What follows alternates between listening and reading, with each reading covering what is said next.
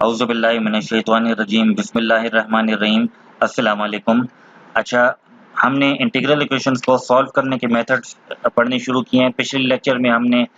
ये atomic decomposition method पढ़ा था। आज हम डायरेक्ट कंप्यूटेशनल मेथड पढ़ेंगे कि इस मेथड से हम कैसे इंटीग्रल इक्वेशंस को सॉल्व कर सकते हैं, और इंशाल्लाह आने वाले लेक्चर में हम मज़ीद मेथड्स पढ़ेंगे जिनकी मदद से इंटीग्रल इक्वेशन को सॉल्व किया जा सकता है। तो आज हमारे पास ये जो डायरेक्ट कंप्यूटेशनल मेथड है, जिसको शॉर्ट करके डीसीएम कहते हैं, सबसे पहली बात तो ये याद रखें कि ये मेथड इस्तेमाल होता है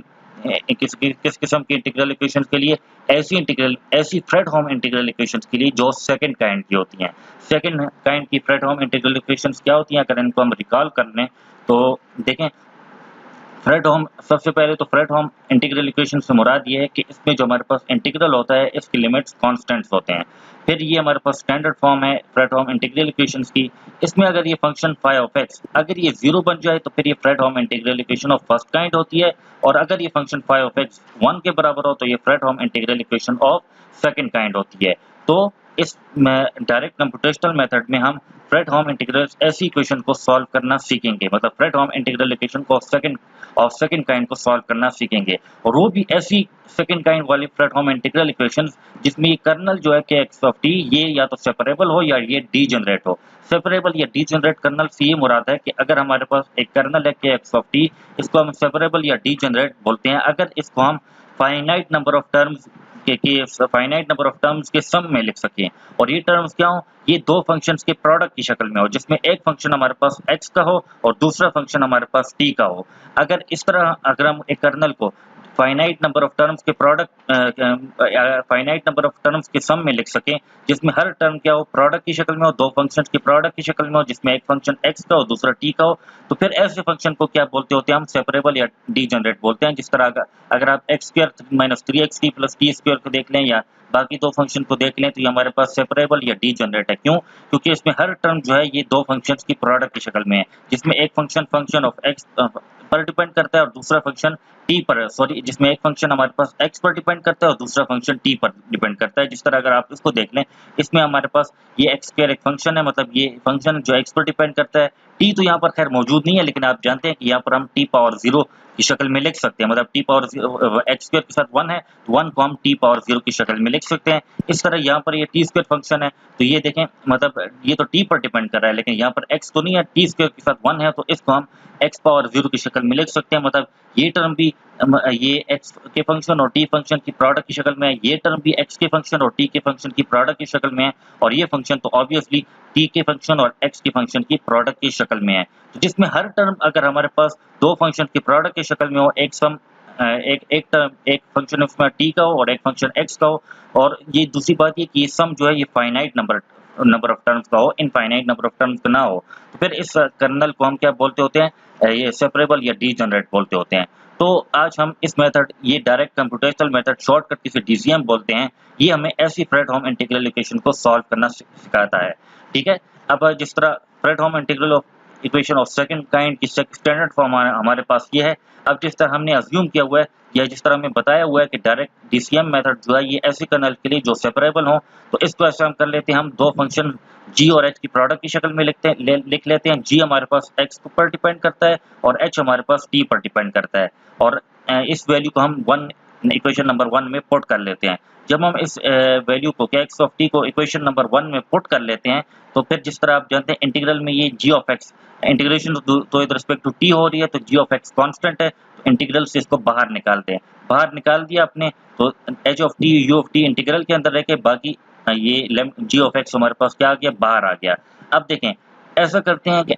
ये इस मेथड में ये बताया गया कि आपने ऐसा करना होगा कि इस इंटीग्रल को आपने किसका नाम देखना होगा, अल्फा का नाम देना होगा, और ये याद रखें अल्फा हमारे पास कांस्टेंट होगा। क्यों कांस्टेंट होगा? ये इसलिए कांस्टेंट होगा कि ठीक है, ये जो जिस तरह की भी h of t u of t functions हैं, जब आप इनको इंटीग्रेट करोगे तो इंटीग्रेट में जब ये लिमिट्स पुट, अगर पहली बात तो ये कि अगर ये इसे इन दोनों फंक्शंस के प्रोडक्ट से जो भी फंक्शन बनता है हमारे पास, अगर वो फंक्शन हमारे पास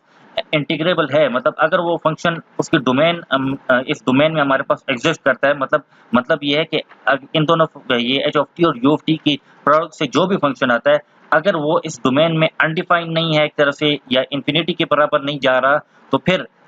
ऑब्वियसली मतलब उस पे इंटीग्रल एग्जिस्ट करेगा, और इंटीग्रल जब उसका एग्जिस्ट करेगा तो वो ऑब्वियसली जब हम उस पे लिमिट्स पुट करेंगे तो उससे हमारे पास क्या आएगा, कांस्टेंट आ जाएगा। कांस्टेंट इसमें जिस तरह अगर आप देखें x 0 से लेकर 1 तक अगर आप इंटीग्रेशन करते हैं और आप इंटीग्रेट किसको कर रहे हैं, x को कर रहे हैं, तो x का इंटीग्रल क्या होगा, x²/2। जब x²/2 में आप ये लिमिट्स 0 और 1 पुट कर लेंगे तो इससे हमारे पास क्या आ जाएगा, 1/2 आ जाएगा, विच इज अ कांस्टेंट। तो इसलिए याद रखें अगर ये इंटीग्रल एग्जिस्ट करता है तो फिर ये कांस्टेंट ही आएगा हमारे पास, ठीक है। कांस्टेंट के अलावा और कुछ भी नहीं आएगा, मतलब इन दोनों फंक्शन के प्रोडक्ट से जो भी फंक्शन आएगा अगर वो इस डोमेन में एग्जिस्ट करता है तो मतलब उसका इंटीग्रल एग्जिस्ट करेगा, और वो इंटीग्रल फिर क्या आएगा, जब लिमिट्स पुट कर दी जाएंगी तो वो फिर कांस्टेंट ही आएगा। तो इसलिए अल्फा हमारे पास क्या होगा, कांस्टेंट होगा। तो अल्फा को जब हम इधर पुट कर लें, अल्फा को अगर हम यहाँ पर पुट कर लें तो फिर ये हमारे पास, तो अल्फा को आप इस इक्वेशन 3 में पुट कर दें, मतलब ये इस वैल्यू को अल्फा से रिप्लेस कर लें तो ये बन जाएगा u of x equal to f of x plus lambda g of x into alpha. और फिर आप इस तरह कर दें कि इस इक्वेशन नंबर 5 को आप t से रिप्लेस कर दें, t से रिप्लेस कर दें मतलब इसको फंक्शन ऑफ t बना दें। तो t u ऑफ t मतलब बन गया, u ऑफ t की वैल्यू हमारे पास आ गई। अब इस u ऑफ t को आप इस तरह करें कि इस इक्वेशन नंबर 4 में पुट कर दें, मतलब ये जो कांस्टेंट, एक्चुअली हमने इस कांस्टेंट को इवैल्यूएट करना है, तो आप इस u ऑफ t को की वैल्यू इस इक्वेशन नंबर 4 में पुट कर दें। 4 में जब आप लोग पुट कर देंगे ये u ऑफ t की वैल्यू थी, alpha is equal to this integral into h of t into f of t plus lambda g of t alpha dt, ठीक है। और प्रोडक्ट कर लें तो अल्फा की वैल्यू जब आपके पास आ जाए, आपके पास इवैल्यूएट हो जाए, तो फिर आप इसको इक्वेशन नंबर 5 में पुट कर देंगे और आपके पास सॉल्यूशन इसकी आ जाएगी, मतलब Fredholm integral equation of second kind की सॉल्यूशन आपके पास आ जाएगी। जब आप इस अल्फा को कैलकुलेट कर लें, इसको इवैल्यूएट कर लें, वैल्यू आपके पास आ जाए, इक्वेशन 5 में आप लोग पुट कर लें तो आपके पास क्या आ जाएगा, इस इंटीग्रल इक्वेशन की सॉल्यूशन आ जाएगी, ठीक है। और फिर एक और बात ये कि डायरेक्ट कंप्यूटेशनल मेथड ये जरा एक तरह से एग्जैक्ट सॉल्यूशन जरा क्लोज, मतलब एक क्लोज मतलब एग्जैक्ट सॉल्यूशन देता है, क्योंकि देखें एटॉमिक डिकम्पोजिशन मेथड में तो सीरीज फॉर्म थी ना हमारे पास, तो उसमें शायद हो सकता है कि इतनी एग्जैक्ट सॉल्यूशन ना आए, मतलब एक्यूरेट सॉल्यूशन तो आएगी लेकिन बिल्कुल एग्जैक्ट या बिल्कुल आप क्लोज टू एग्जैक्ट सॉल्यूशन ना आए हमारे पास। लेकिन ये एटॉमिक सॉरी डीसीएम मेथड जो है ये हमें एक तरह से बिल्कुल क्लोज एग्जैक्ट सॉल्यूशन देता है, एक तरह से काफी क्लोज एग्जैक्ट सॉल्यूशन देता है। लेकिन उसमें वही बात ना कि शर्त ये होनी चाहिए कि अल्फा हमारे पास इवैल्यूएट हो, अगर अल्फा इवैल्यूएट नहीं हो पाता तो फिर डीसीएम मेथड फेल हो जाएगा, डीसीएम मेथड फिर हमें सॉल्यूशन नहीं दे सकेगा अगर ये मतलब अल्फा कैलकुलेट नहीं हो पाता। तो पिछला एटॉमिक मेथड वो भी काफी एक्यूरेट सॉल्यूशन देता है, लेकिन बनिस्बत डीसीएम के वो कम एक्यूरेट सॉल्यूशन देता है या कम एग्जैक्ट, कम क्लोज्ड एग्जैक्ट सॉल्यूशन देता है। लेकिन ये डीसीएम मेथड अगर अल्फा हमारे पास इवैल्यूएट हो जाए तो ये डीसीएम मेथड हमें काफी क्लोज एग्जैक्ट सॉल्यूशन देता होता है, ठीक है। और एक और बात ये कि ये जरूरी नहीं है कि हमें सिर्फ एक ही कांस्टेंट अल्फा इवैल्यूएट करना पड़े, सम टाइम हमें 2 constants alpha beta 3 constant 4 constant हमें इवैल्यूएट करने पड़ सकते हैं, जिस तरह आगे आप एग्जांपल में देखोगे भी। तो प्रैक्टिकल एग्जांपल इस पर देखते हैं। ये हमारे पास फ्रेडहोम इंटीग्रल इक्वेशन है सेकंड काइंड की, इसको हम डीसीएम मेथड से सॉल्व करते हैं। तो इसमें देखें,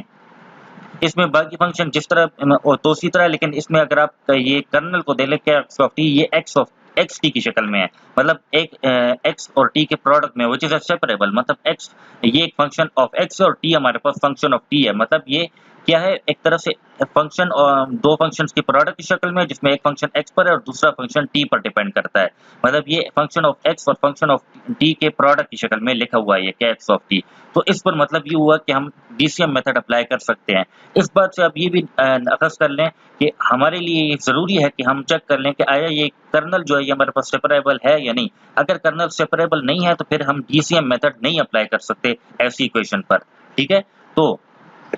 जिस तरह आपको आप बताया कि एक्स ऑफ टी हमारे पास ये मतलब एक्स ऑफ टी नहीं सॉरी एक्स टी हमारे पास सेपरेबल कर्नल है, तो इसमें तो हम ऑब्वियसली एक्स को पहले से ही इंटीग्रल से निकाल सकते हैं, with respect to T integration हो रही है ना, तो एक्स को आप निकाल दें तो 5/6 into x plus x by 2 into this integral, ठीक है। इस इंटीग्रल को आप लोग अल्फा का नाम दे दें, जिस तरह मेथड में आपको बताया गया, जनरल मतलब एक्सप्लेन किया गया, ठीक है। आपने इसको अल्फा का नाम दे दिया और 6 एलसीएम लेकर हमारे पास आता है 5 + 3 alpha divide by 6 into x, ठीक है। अब यू ऑफ एक्स हमारे पास किसके बराबर आ गया, इसके बराबर आ गया, ठीक है। ये इसके बराबर आ गया 5 plus 3 alpha divide by 6 into x. अब हम इस तरह करते हैं जिस तरह मेथड में बताया गया है कि x को t से हम रिप्लेस कर देते हैं। जब हम x को t से रिप्लेस करेंगे तो u ऑफ t हमारे पास मतलब एक तरह से u ऑफ t हमारे पास आ जाएगा 5 plus 3 alpha divide by 6 into T, ठीक है। और इसको हम इस इक्वेशन इस इंटीग्रल में पुट कर देते हैं। जब हम इसको इस इंटीग्रल में इक्वेशन 3 में पुट कर देंगे, जिस तरह आपको मेथड में समझाया गया कि जब हम इसको अल्फा जिसको हमने इंटीग्रल की शक्ल में लिखा हुआ है अल्फा की वे में पुट कर लेते हैं या इस इंटीग्रल में पुट कर देते हैं, ठीक है। या सिंपल सी बात ये है कि u ऑफ t को हम इस इक्वेशन 3 में पुट कर देते हैं तो ये 5 प्लस 3 अल्फा डिवाइड बाई 6 ये तो कांस्टेंट है, अल्फा भी कांस्टेंट है और ये पूरी वैल्यू जो बड़े ब्रैकेट में लिखी गई है ये कांस्टेंट है, तो ये तो इंटीग्रल से बाहर हो जाएगी और ये रह जाएगा t on two T which is t square. उसको इंटीग्रल लेंगे, लिमिट पुट करेंगे तो हमारे पास 1/3 आएगा, मतलब 5 प्लस 3 अल्फा डिवाइड बाई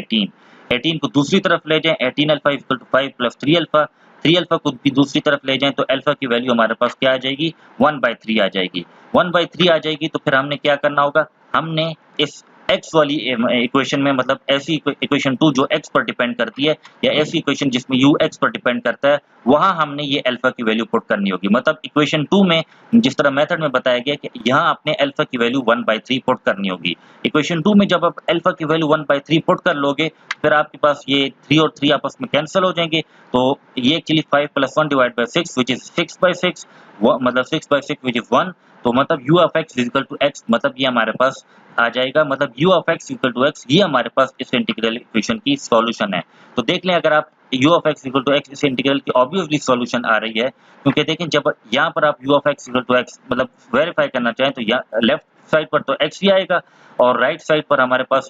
ये मतलब u ऑफ t की जगह मतलब t पुट करेंगे तो x तो बाहर होगा, t स्क्वायर रह जाएगा, t स्क्वायर आपको आप इंटीग्रेट, ये बातें मैं इसलिए जुबानी बता रहा हूँ कि बहुत आसान है कैलकुलेट करनी। तो t स्क्वायर को जब आप इंटीग्रेट करोगे लिमिट्स पुट करोगे तो इससे हमारे पास क्या आ जाएगा 1/6 आ जाएगा, 1/6 इंटू एक्स, क्योंकि ये इंटीग्रल तो बाहर निकल चुका होगा ना, तो ये 1/6 इंटू एक्स, 1/6 इंटू एक्स को 5/6 इंटू एक्स से आप जमा कर लो तो ये एक्चुअली हमारे पास x ही आता है, मतलब लेफ्ट साइड पर भी x होगा राइट साइड पर भी x होगा हमारे पास। मतलब ये एक तरह से u ऑफ x जो u of x equal to x है ये इस इंटीग्रल इक्वेशन को सेटिस्फाई करता है, मतलब u of x equal to x इस इंटीग्रल इक्वेशन की सॉल्यूशन है। तो आप देख सकते हैं कि DCM मेथड हमारे पास बहुत सिंपल है,